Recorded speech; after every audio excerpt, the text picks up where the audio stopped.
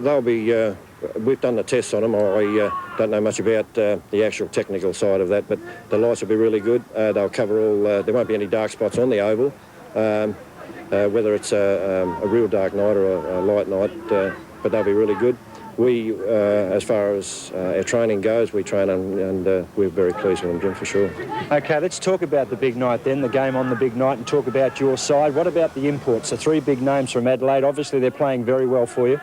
Yeah, it makes a real difference to us, not only their experience, the fact that they're real good players, that they've got league experience, but what they're doing for the young fellas around them. And we've got a lot of young players on our side, and that's where the real asset is and the real value of these players is. And they're talking to our young players all the time, they're giving them confidence, they're showing the way, and what better way to show than by their own example, and that's what they're doing, and we're really pleased with them for sure. What about Kelly, of course, and Pratt kicked the bundle on the weekend. Very good line up forward as well. Yeah, Pratty's just come good. He's had a bit of a quiet time, but Tim Olsweiger's a good, strong full forward, and blokes of that height that are good movers, mobile full forwards, a bit of a rarity these days, and we're pretty fortunate with him. We're very pleased with him. We have got a mobile forward line. And actually the whole side is a good running side.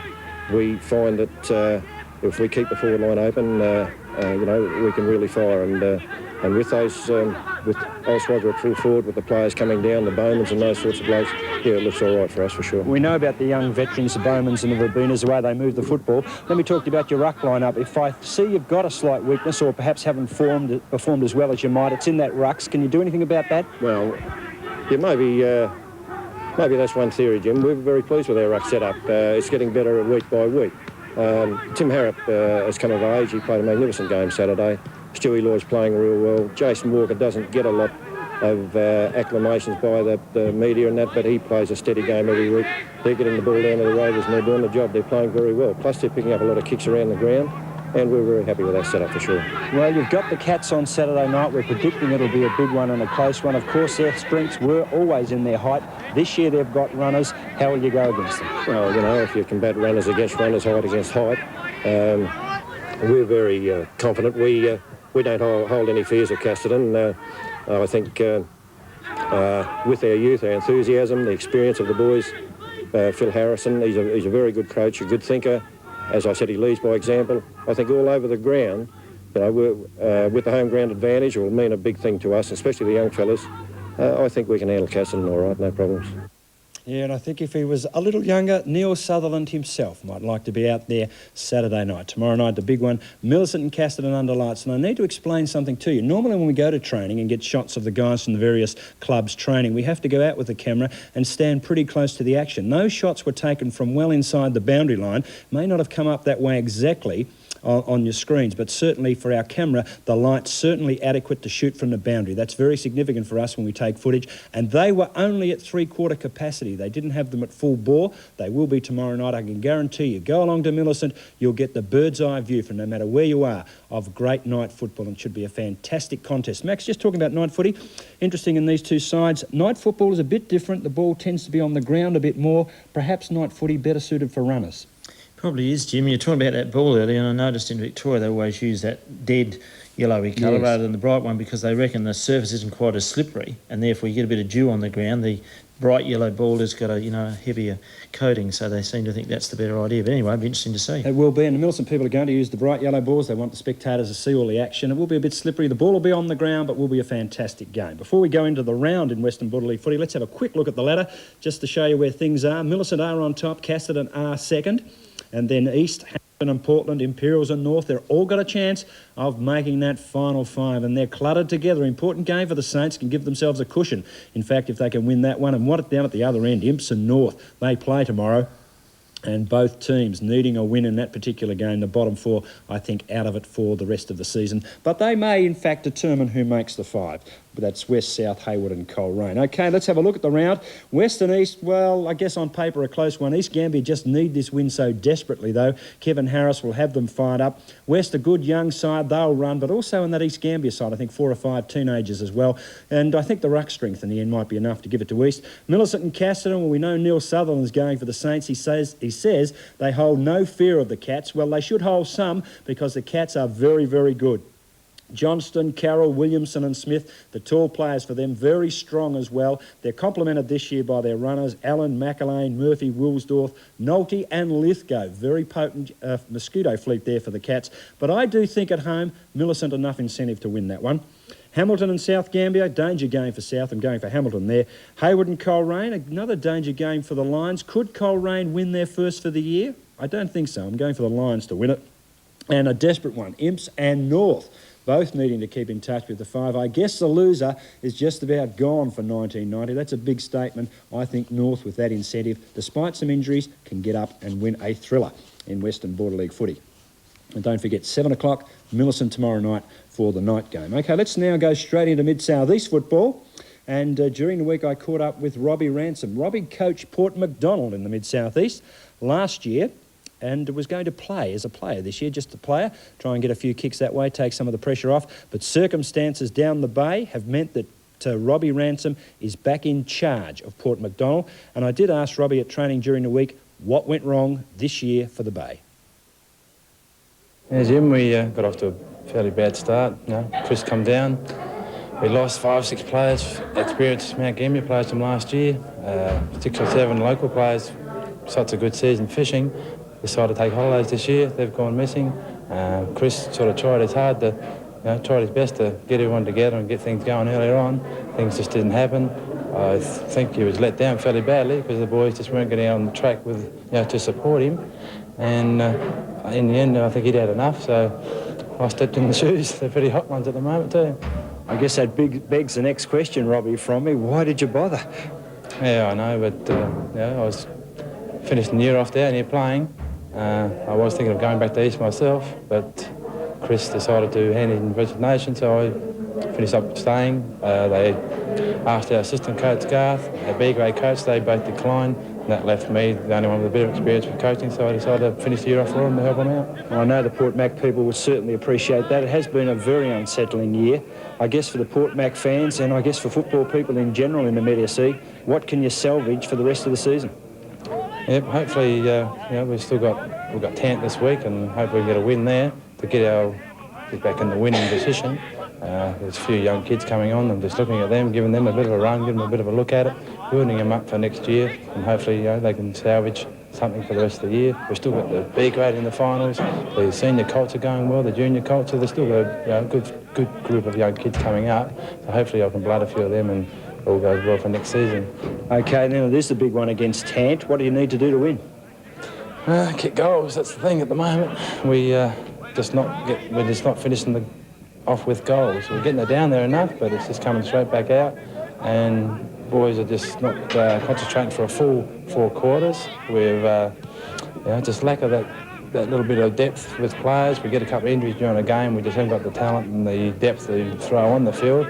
The kids are battling their guts out. We've got 5 or 6 kids playing Colts, then coming playing A grade after, and it's taking it out of them a bit. They're getting half time. They're getting a bit tired, and we just haven't got the depth there to play with.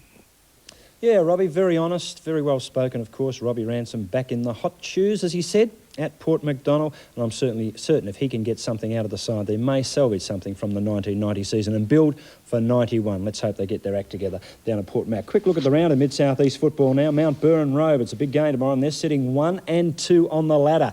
There's the round, in fact, but we'll look at the ladder a little later. Mount Burr and Robe, in fact, sitting 1 and 2. Coongarong and Nangwarry are in 3rd and 4th position, and I think the 4 is set in Mid-South East footy. The top 4, I don't think they'll budge. There may be some shuffling of the bottom 2. Maybe if they can catch up with Robe and Mount Burr, I don't think so. I think it'll probably stay that way. There's certainly the final 4 for the rest of the season. Perhaps those sides outside the 4 might make some challenge to see who can finish 5th and 6th, but it looks as if it'll stay that way in Mid-South East footy. As I said, the big game tomorrow, as we have a look at the round, is between Robe and Mount Burr, a big one. And certainly the Tarpeena Glencoe game, Tarpeena going for 3 in a row. I don't think they can win 3 in a row, but that means nothing. They've won the last 2. I've tipped against them both times. I know the Canaries fans want me to keep that up. I'll oblige. I think Glencoe can win that one. that makes Tarpena almost certainties. Mount Burr and Robe. Well, that's the 1 and 2 playing the big one. It is at Robe. Home ground advantage does mean a lot. Michael Timms up one end of the ground, Barry I down the other. Certainly Mount Burr have a number of players who can kick goals. They don't rely quite as heavily on one goal kicker as do Robe. That'll be interesting, but I'm going for home ground advantage. I don't think it matters so much this game. There's some pride at stake. These two will meet in the second semi, and I believe the grand final as well. They're the two games that really count, but tomorrow I'll go for Robe. Congarong and Hatherley, I think the Hawks can win that. Kalangadoo and Nangwarry, another win coming up for Nangwarry. They'll need to be careful against Gary Fox's side. And Tant and Port Mac will toss the coin, go for the home ground advantage. I know Robbie Ransom's keen for another win for Port Mac, but I think Tantanoola, in a close one, can win that one in Mid-South East footy on the weekend. We'll take a short break and be back with more West End Footy Forum.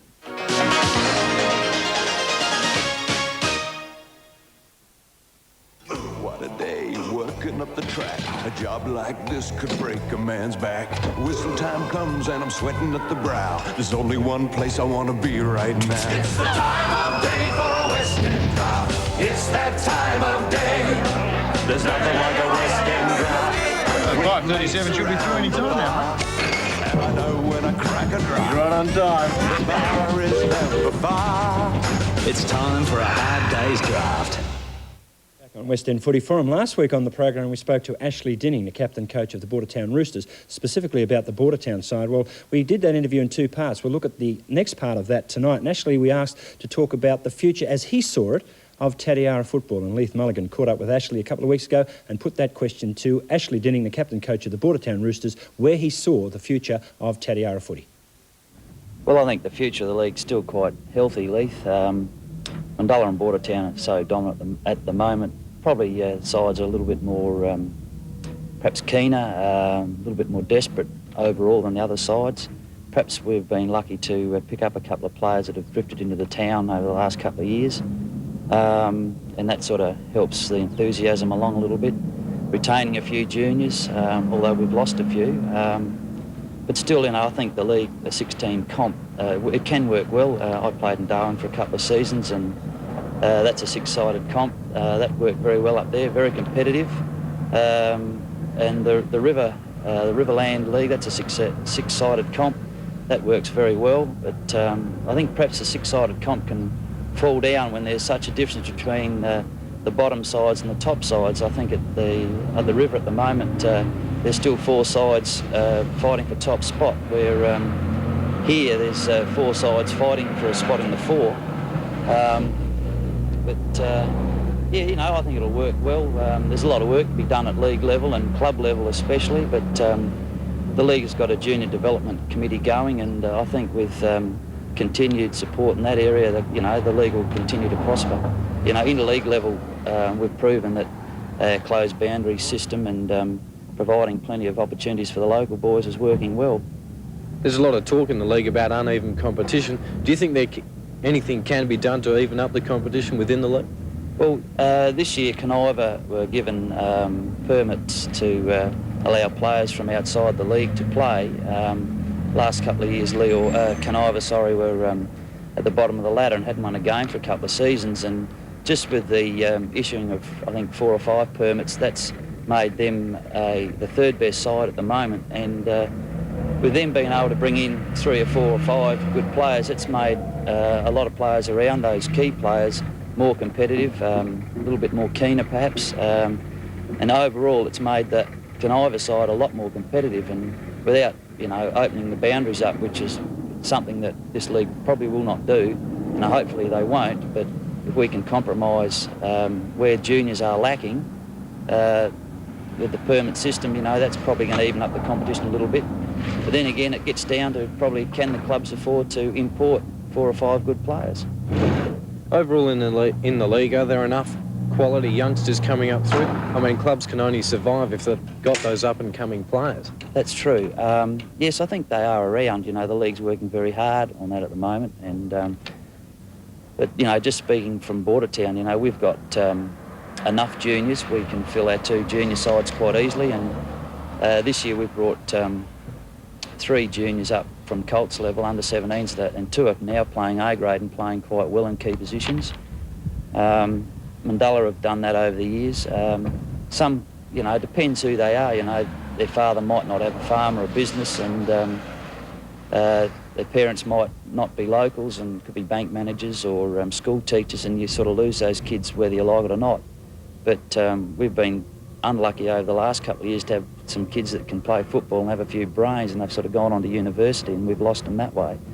But no, we work hard at Bordertown on trying to give, well, you know, all our kids a go and try to get them from Colts to A grade as soon as we can.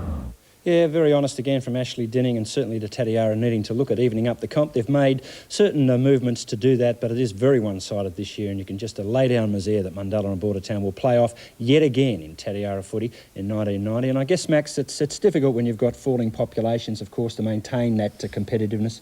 Certainly is, Jim, and I think, you know, having closed boundaries is one thing, but on the other hand, you know, if they're not competitive, obviously there may be other clubs next year, you know, want open boundaries, mightn't they, you know, to get a few players in. And you open the proverbial Pandora's box, as they say in certain football circles, and I'm sure the Tatiara don't want that. But it's very interesting, Mundulla and Bordertown. Quick look at the ladder, because those two teams are on top and way clear of the others. Then comes Coniva, Tintinara, Leor and Keith down below, and I do believe that the 4 is set, which I guess makes it worse in Tatiara footy for this year. Not much interest in that. Tinty and Coniva look pretty safe in 3rd and 4th spots. And the round coming up on the weekend in Tatiara footy is an interesting one. And Tinty play Bordertown. That'll be interesting enough. I think Bordertown down the road, they travel west in this game. I'll get my geography right. Tinty, they had a good win last week. I know Richard Harkness kicked 8 goals. I'll need to watch him, Bordertown. But again, I think they're so far superior that Tinty should win this. Although, I guess if they're going to drop one, this might be it. Yeah, Mundulla and Keith on the next one. I guess Keith will take it up to the moots for a while, but we'll be talking to Ian Clarke in a minute, that champion ruckman for Mundulla and from interleague football in the Tatiara, and I'm sure Ian will be confident for a win against the Magpies. And Leor and Coniva, a chance for Leor to have a win at home against Coniva. Well, let's go now and talk to Ian Clarke. Again, Leith Mulligan, a week or so ago, caught up with Ian. A very interesting interview. Of course, Ian's noted for his performances with Mundulla, but also at interleague level for the Tatiara. Ian Clarke, a very significant ruckman in that competition. And Leith asked Ian, in fact, how important interleague success was to the Tatiara people. Yes, I think it does. I think everyone's been very keen to do well, especially after our win at Whyalla going back a few years. I think that got everybody keen on it. And it's certainly good to do well for the league and keep the league right up there. There's much talk about Tatiara's future at the moment, the falling population and uneven competition. What do you think needs to be done?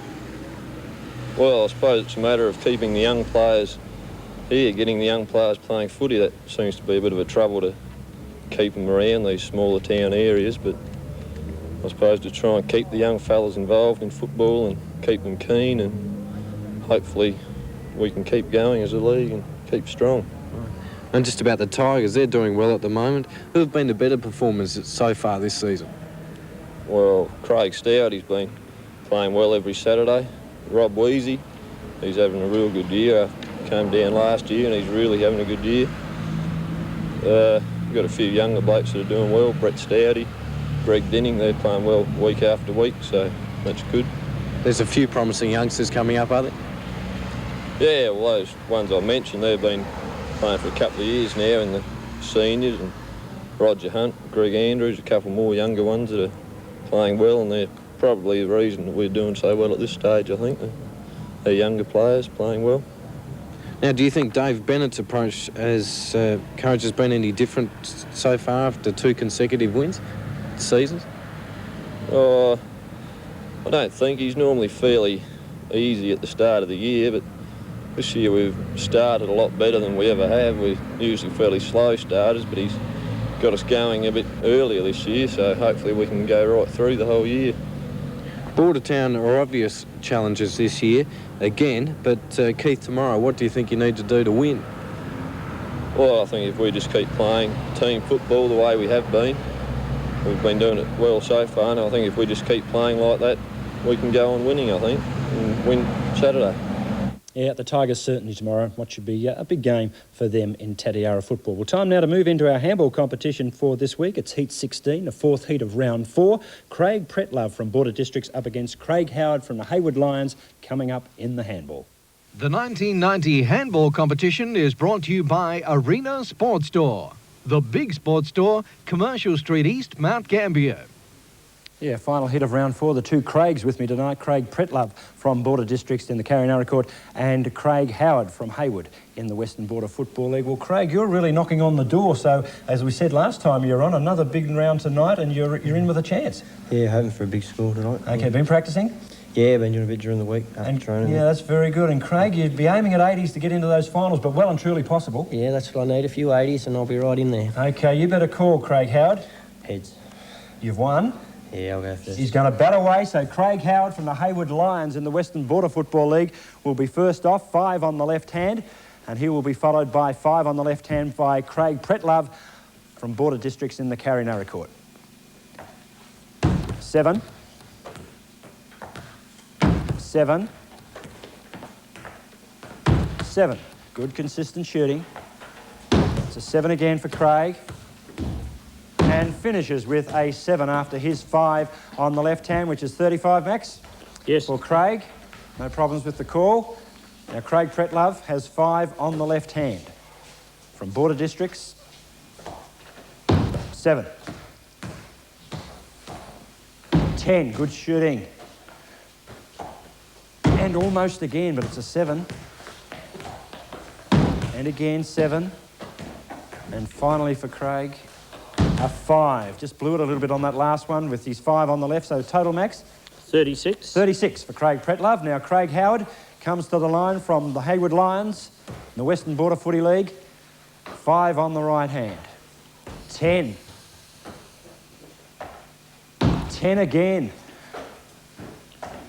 And a 7. And a 7. And finishing again consistently with a 7, Max, for a tally after the right hand. 41. 41 to Craig Heywood. Good shooting on the right hand. Now for Craig Pretlove from the Border Districts team. 3. 7, that's better. Oh, again, 7, very close. 5. And a 5 to finish on the right hand for Craig Pretlove. Come over, Craig, and Max will give us the tally on the right hand for Craig Pretlove from Border Districts. 27. 27. And we'll get the aggregates. We're happy with that, Craig? Oh, yeah, it was all right. Yeah, a bit erratic in the left hand. Okay, let's see what Max says. The aggregates? Craig Heywood 76 and Craig Pretlove 63. So 76 and 63. Well, it's near enough to an 80. It keeps you in contention. It sort of doesn't decide one way or the other. Yeah. The pressure's still on with the 2 remaining heats. Yep. Keep practising. And Craig, it's put yourself under the hammer a little. Very much so, Jim, very much so. Well, you never know. Maybe 2 big finishes, maybe an 80 or a 90 could swing it your way. You've got still 2 heats to go and plenty of practice for you too. I'll have to go for it, yep. You've got to go for it. Nothing to lose, Craig. Absolutely right. Thanks, gentlemen. We'll see you in the final 2 heats when you come along later in the season. But for now, West End Footy Forum will continue very shortly. The winner of this year's handball competition will receive a Samsung colour television set and the runner-up, a Philips portable radio cassette, both from Radio Electrics, Mount Gambier and Millicent, where you can rent or buy anytime. Hi, I'm Michael from Arena Sports Store. Check out these great winter specials. Save $25 on all Nike Air shoes. Puma LEX basketball boot was $185, now only $99.95. Adidas Phantom High basketball boot reduced by $20. Senior $140, now $120. Junior $110, now $89.95. Men's and women's Tiger Gel 110, save $20 at only $155. Our prices can't get much lower.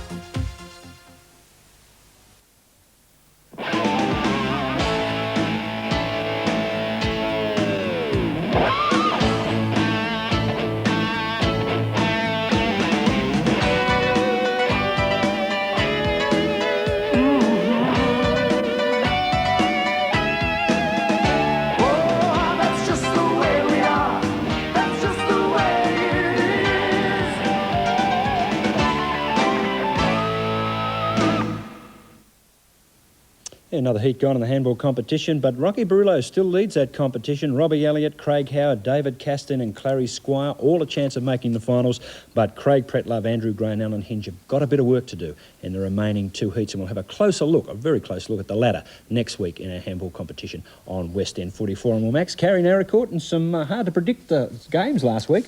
It certainly was, Jim. I don't know how you picked them. Actually, I got 1 out of 4, which wasn't a bad effort, I suppose, for a beginner. But anyway, I suppose that's how we want the competition at this time of the season, because it can be a bit drab and dry. But good performance by Pathway to win by 3 points over Lucendale. Apsey maintained their good form to hold the second spot with a win over Kingston.